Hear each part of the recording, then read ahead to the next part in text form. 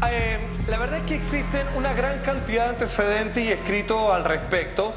Y, amigo mío, simplemente voy a apelar a la lógica de ustedes. Vamos a ver pruebas como las cartas de los mismos reyes que dejan entrever que ellos ya sabían a lo que iba Colón, y fue por eso que, siendo que tantas veces fue rechazado por otros monarcas en este proyecto de que la Tierra era redonda y por lo tanto iba a llegar a la India, finalmente tuvo que confesarle parte de su secreto, que ya sabía, a los reyes que sí financiaron el viaje, como ya veremos.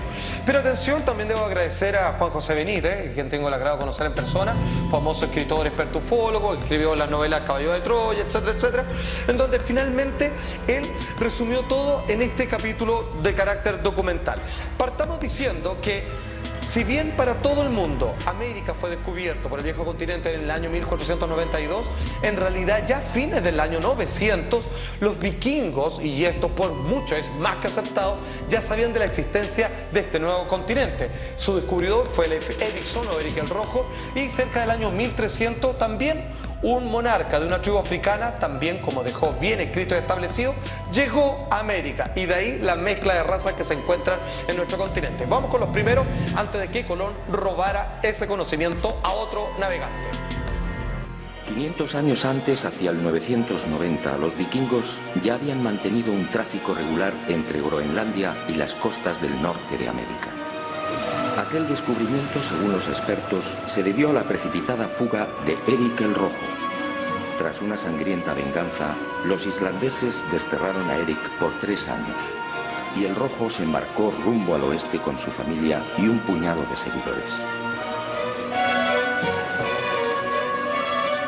Así fue muy probablemente como llegaron a Groenlandia, y de allí a las costas de Massachusetts, entre Boston y Nueva York. En 1311, otro audaz pueblo, el Mandinga, ubicado en las costas del África Occidental, se aventuró igualmente en el océano. Y el rey Abubakari II, al frente de 2000 piraguas, tocó tierras americanas. La expedición descubriría Recife, en Brasil, pero nunca regresaron. Solo 2 ejemplos, categóricamente, que muchos historiadores se hacen responsables de categorizarlos como absolutamente verídicos. Y hay pruebas arqueológicas de aquello. Hacia el año 990 los vikingos ya mantenían un tráfico regular entre Groenlandia y las costas de Norteamérica. En el año 1311, antes de 100 años, digamos, de la llegada de Colón a América, supuestamente un pueblo africano, de hecho, como bien apuntaron, descubriría Recife en Brasil. Y que no les extrañe, digamos, cómo es la distribución de raza en nuestro continente, mucho antes de la llegada, por supuesto, de portugueses, españoles y un largo etcétera. ¿Verdad? Atención, amigos míos, hay un dato que es más categórico y con lo cual los historiadores se han hecho los locos. 1492 es la fecha donde Colón llega a América, y ahí tiene que pasar más meses para empezar a traer algunos productos propios de este continente al viejo continente Europa, ¿cierto? Entonces, ¿cómo se explica que mucho tiempo antes, en los controles aduaneros de comienzos del 1400, se contabilizaban especies como, por ejemplo, el maíz, que solo se da en América, el choclo, y que ya existía, y que decían, el buque tanto trajo este mes tal cargamento de especies que solo hay en regiones de nuestro continente, si es que no sería descubierto décadas después América? Atención, esto está más que probado y es una de las principales sospechas que los historiadores se han hecho los tontos. Atención. Pero más intrigante aún es la existencia de maíz en tierras del sur de España antes de 1492. Todo el mundo sabe que esta planta es oriunda de América. ¿Cómo explicar entonces lo escrito por Alonso de Palencia con motivo de los ataques de Enrique IV a la ciudad de Granada en 1456? Según Palencia, el rey preparó la conquista de la ciudad morisca, quemándoles en verano las mieses y en otoño las cosechas de mijo y maíz. ¿Y cómo explicar los aranceles de descarga registrados en los puertos de Barbate, Vejer, Conil y Chiclana, al sur de España, en los que años antes del descubrimiento se hace expresa mención de la manegueta, la guindilla que se cultivaba en Chiapas, en la actual Guayana Francesa y en Jamaica? Unos comprometedores aranceles de descarga, en los que también se pasa lista a otras mercancías típicamente americanas. Aranceles, insisto, redactados antes de 1492. ¿Quién transportaba esa mercadería? ¿Quién transportaba? Algunos navegantes que hace tiempo y en secreto, para obviamente no estar regalando esta fértil nueva tierra que habían descubierto ya desde fines del 900 los vikingos, era simplemente que ya se contabilizaban y tenían su nombre correspondiente. Aquí viene lo increíble, tomamos el nombre de esta especie, partiendo por el maíz, a partir del nombre que originalmente le dieron los aborígenes en nuestro continente, conocido posteriormente como América. Ellos dijeron, uy, nos vamos a llevar esto a Europa. ¿Cómo se llama? Choclo, estoy inventando. Claro. Ok, y después, ¿cómo se llama esto? Choclo. Y está, antes de 1492, el ingreso de esta especie, entre muchas otras. ¿De dónde la sacaron? Hay gente que ya sabía de esto. ¿Y estos comerciantes navegantes utilizaban la misma ruta que Colón utilizó la primera vez en el primero de sus viajes? ¿O tenían otra ruta? En el fondo, la ruta que copió Colón, ¿es la ruta de estos comerciantes? Exactamente, la ruta que copió Colón se la sacó a un grupo de estos navegantes que se contagiaron de sífilis porque se quedaron a vivir hasta 2 años en tierras americanas. Cuando decidieron regresar en su lecho de muerte fue cuando Colón le arrebató este secreto, cuando él exactamente, y después lo presentó como una gran novedad a los reyes. ¿Cómo pasó ese momento? La historia dice que pudo haber sido más o menos así. En esos años, la mermada tripulación de una carabela casi desguazada arriba casualmente a las costas de Porto Santo. Son hombres enfermos y maltrechos. Un piloto y 4 o 5 tripulantes. Y uno tras otro van muriendo. Colón, compasivo, se hace cargo del piloto y lo aloja en su casa. Navegando desde las costas africanas, probablemente en la región del Golfo de Guinea, la carabela que transporta madera y alimentos se ve sorprendida por una furiosa tormenta. Finalmente, la tripulación escapa del temporal y descubre con asombro que se encuentra en mitad de unas islas completamente desconocidas. Ellos no lo saben, pero los vientos los han empujado hasta el Caribe. Y durante 1 o 2 años, 1476 y 1477, estos hombres blancos navegan de isla en isla. Descubren oro y el piloto va tomando notas de cuanto ve. Hasta que un día, aquel paraíso se convierte en un infierno. La tripulación, carente de defensas, contrae una dolencia tan peligrosa como desconocida: la temible sífilis. Al ver cómo sus compañeros van muriendo inexorablemente, el piloto anónimo decide regresar. El navegante muere y Colón hace suya toda la información suministrada por el desdichado prenauta. Amigos míos, después como se bromeaba cuando comenzó a expandirse Europa hasta el nuevo continente, se hablaba de la sifilización, que era, digamos, una enfermedad propia de este continente, pero que sin embargo fue transportado por estos marineros que no tenían el sistema inmunológico para tales efectos. Colón, compasivo, no puedo dudar de eso, si hasta ese momento no sabía qué secreto portaba el prenauta, como dice este documental de Benítez, aloja al piloto de la carabela en su casa, el navegante muere y Colón hace suya toda la información proporcionada por el desdichado prenauta. ¿Quién sería este hombre? Algunos lo han identificado como el siguiente hombre. Ahí está su estatua. Sería el señor Alonso Sánchez de Huelva, marinero comerciante. Se dice que habría nacido precisamente en Huelva a mediados del siglo XV. Habría llegado a América antes de que lo hiciera Cristóbal Colón, está más que claro. Y motivo por el cual es también conocido como el prenauta. Así es como se le llama los historiadores este misterioso personaje. ¿Y esta estatua es en favor de que él fue el primero, fue antes de Colón o por alguna otra razón? No, simplemente por excelso un navegante que era nada más. Claro. Es muy prolífico y todo lo demás, porque era, digamos, una verdadera figura dentro de su pueblo natal. O sea, existió esta persona, claro, claramente. O sea, lo que me parece, Salfate, entonces, que en el fondo no fueron los primeros que descubrieron América, sino que fueron los primeros que invadieron América. De alguna manera. Porque los otros lo conocieron, pero no lo invadieron. Se apropiaron. Exacto, no lo tomaron como suyo, vale decir, no fueron a hacer vida. Porque está bien así, en el claro, fondo, no era ellos, suyo. Claro, porque rescataban oro, ¿cierto? Pero en escasas cantidades se necesita, digamos, toda una gran maquinaria para aquello. Sin embargo, sabían que era rico en especies, incluso tuvieron relaciones con sus mujeres. De alguna manera encontraron una especie de paraíso virgen para como el continente europeo era en aquel entonces. Sin embargo, fíjense que lo que hoy día queremos demostrar es que con todos estos antecedentes que Colón no descubrió América, pero escúchenme, no solo estamos hablando por el hecho de que le robó la información a alguien, sino que no descubrió nada si tú ya sabes que está ahí. Claro. Porque él, ¿qué pesca vendió? Que era tirada redonda y que navegando en esa dirección iba a llegar a la India. Capaz que finalmente ni siquiera sabía que era tirada redonda. Pensó que quizás era hasta todavía más plana, pero que llegaba más allá. Y aquí viene el punto clave, amigos míos. Él no le cuenta a nadie lo que sabe. Inventa esta chiva de que la tirada redonda y que obviamente puede llegar a la India. Y comienza a vendérsela a distintos monarcas. Pero todos, nadie le compra, es demasiado fantástico lo que expone. Por ejemplo, fue cuando tuvo que salir de Portugal.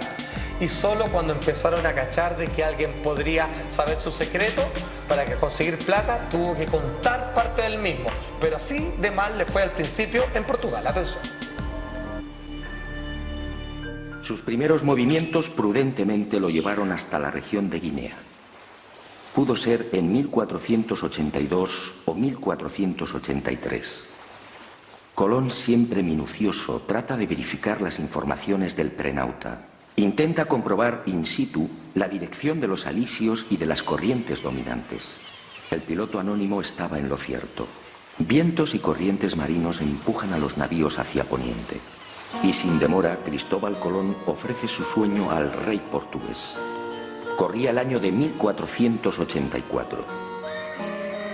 De haber aceptado su propuesta, el futuro almirante de la mar Oceana habría partido desde Cabo Verde en el mencionado Golfo de Guinea.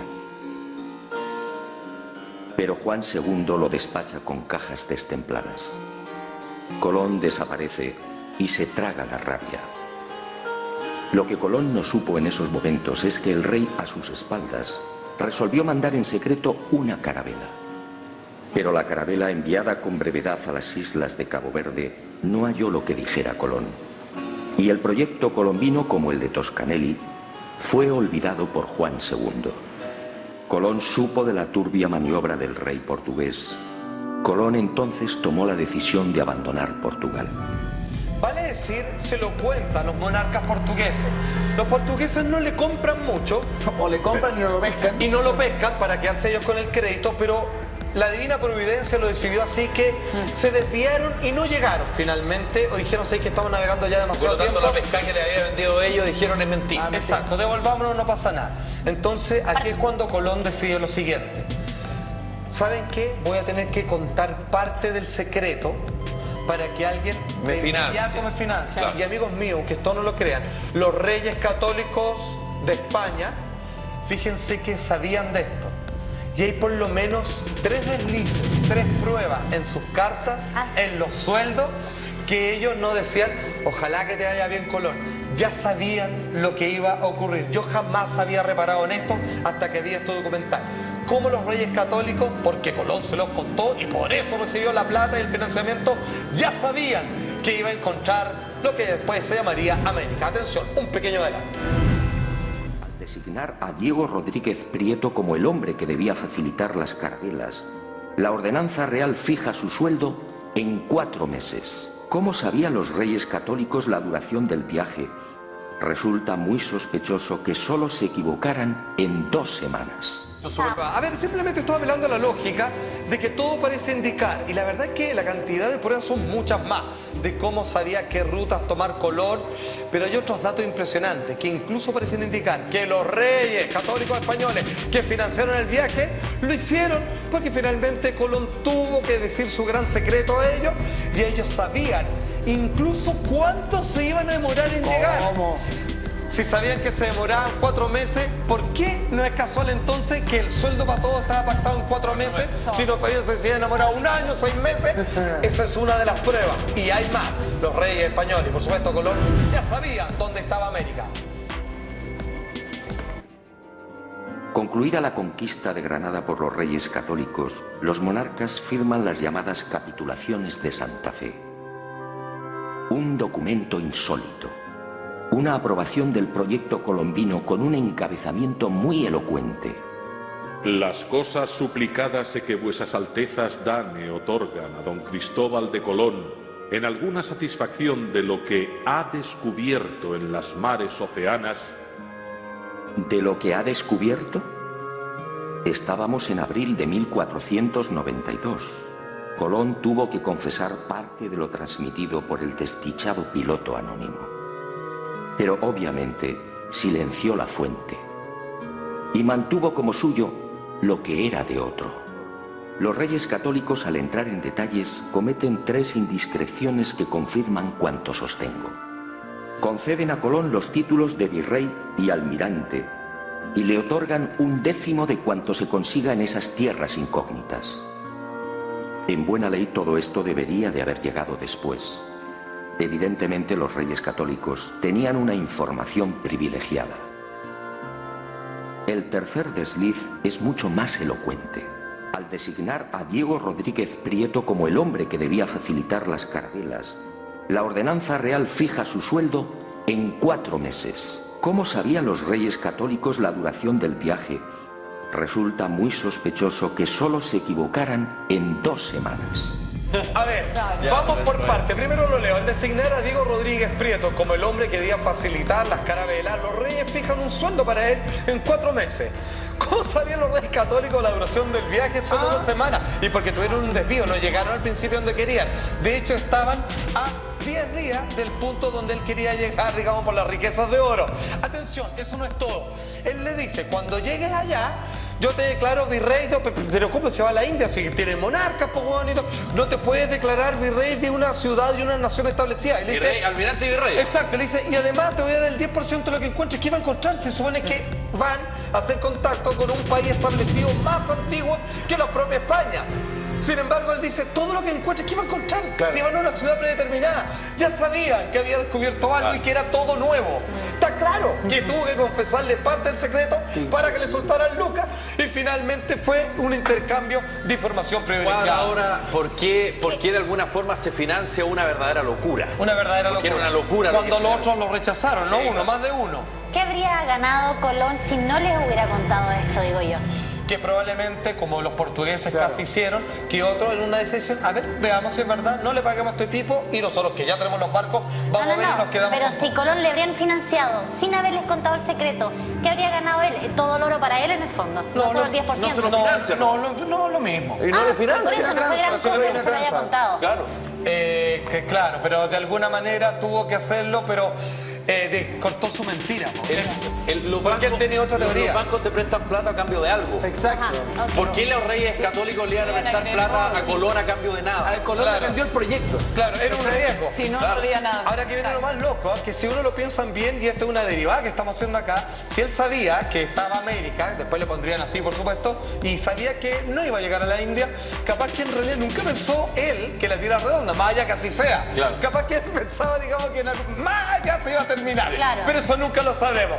Entre las cosas extraordinarias que encontraron, esto está en las bitácoras, los hombres de Colón decían, bueno, hay un cañón. Bueno, hay un asa, un barco. Y el otro se reía nomás. Pero entre las cosas más sorprendentes, en medio de los indígenas, No. hombres blancos. No. Claro, si se hubo una mezcla anterior, por favor, señor director. Al desembarcar en una ensenada que Colón denominó de la Concepción, en la actual Haití, varios de los exploradores aciertan a establecer contacto con un nutrido grupo de indios, y entre ellos varios hombres blancos. Hombres y mujeres jóvenes tan blancos, dicen, como los de España. Hombres y mujeres blancos entre los naturales caribeños. Los conquistadores quedaron asombrados, sí, pero no Colón. Él sabía por el piloto anónimo que la tripulación de aquella carabela había permanecido 1 o 2 años con los indios de la región. Y sabía igualmente que los predescubridores se mezclaron con las indias. Esta, sencillamente, era la explicación de la insólita presencia de hombres y mujeres blancos. Tan blanco como el hombre es de España, anotaría uno de los navegantes. Colón sabía que los predescubridores de América se mezclaron con las indias. De hecho, se contagiaron de sífilis sin ir más lejos. Esta es la explicación de la presencia de hombres y mujeres blancos. Atención, amigos míos. En muchos de estos temas que llevamos en este gran programa llamado Si Somos, en algún momento tenemos que ser cautos de decir, bueno, ahí están ciertos antecedentes que recopiló tal o cual persona, pero usted decide.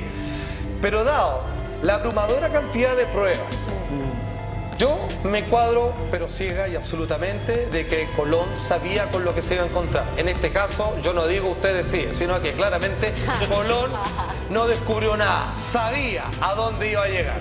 Bueno, pero usted decía.